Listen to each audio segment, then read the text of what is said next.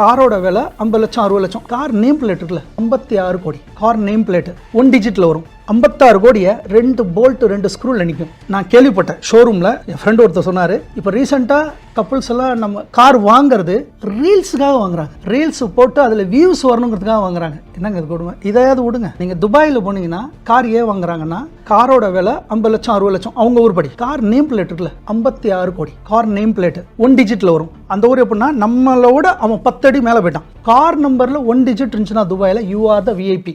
56 கோடியை 2 போல்ட் 2 ஸ்க்ரூல நிற்கும். நாங்கள் அப்படி காரில் போகும்போது துபாயில இருந்து நான் போகும்போது 1 டிஜிட் 2 டிஜிட்ல கார் போகும். அந்த காரை பார்த்தோன்னா காரோட விலை ஒன்றுமே கிடையாது. 50 லட்சம் 60 லட்சமாக தான் இருக்கும். அந்த நேம் பிளேட்டோட இது 50 கோடி. ஸோ யூசேஜுங்கிறது இல்லாமல் நான் பணக்காரன், நான் ரிச்சு, நான் ரொம்ப பெரிய ஆளுங்கிற காட்டுற மாதிரி இருக்கு. அதெல்லாம் எனக்கு தேவையில்லைன்னு நான் நினைக்கிறேன். அவ்வளோதான் மேடம். சரி, இந்த ஒரு பர்டிகுலர் கொஸ்டின் உங்ககிட்ட வச்சதுக்கான காரணம் நீங்கள் சொன்ன மாதிரி நிறைய பேர் இப்போ ஒரு வேலைக்கு போனால் 1 வருஷமோ 2 வருஷத்துலேயோ ஒரு ஸ்டேட்டஸ் சிம்பிளாக உடனே ஒரு கார் வாங்கிடுறாங்க. அதுவும் எப்படி வாங்குறாங்கன்னா இஎம்ஐ போட்டு கார் வாங்கிடுறாங்க.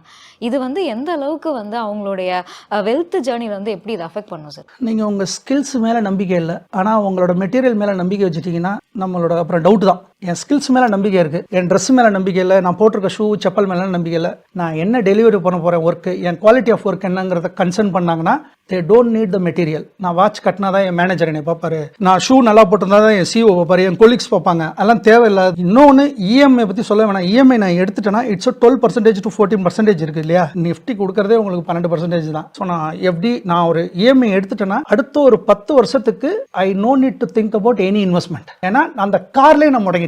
ஒரு கார் நீங்கள் வாங்கிட்டீங்க அப்படின்னா நீங்கள் என்டையர் அடுத்து ஒரு 7-8 வருஷம் காரோட விலை 50 லட்சம் 60 லட்சம். கார் நேம் பிளேட் இருக்குல்ல 56 கோடி. கார் நேம் பிளேட் 1 டிஜிட்ல வரும். 56 கோடியை 2 போல்ட் 2 ஸ்க்ரூல நிற்கும். நான் கேள்விப்பட்டேன் ஷோரூமில் என் ஃப்ரெண்ட் ஒருத்தர் சொன்னார், இப்போ ரீசெண்டாக கப்புள்ஸ் எல்லாம் நம்ம கார் வாங்குறது ரீல்ஸுக்காக வாங்குறாங்க. ரீல்ஸ் போட்டு அதில் வியூஸ் வரணுங்கிறதுக்காக வாங்குறாங்க. என்னங்க இது கொடுமை, இதையாவது விடுங்க. நீங்கள் துபாயில் போனீங்கன்னா கார் ஏன் வாங்குறாங்கன்னா காரோட விலை 50 லட்சம் 60 லட்சம் அவங்க ஊர்படி. கார் நேம் பிளேட் இருக்குல்ல 56 கோடி. கார் நேம் பிளேட் 1 டிஜிட்ல வரும். அந்த ஊர் எப்படின்னா நம்மளோட அவன் 10 அடி மேலே போயிட்டான். கார் நம்பரில் 1 டிஜிட் இருந்துச்சுன்னா துபாயில் யூ ஆர் த விஐபி.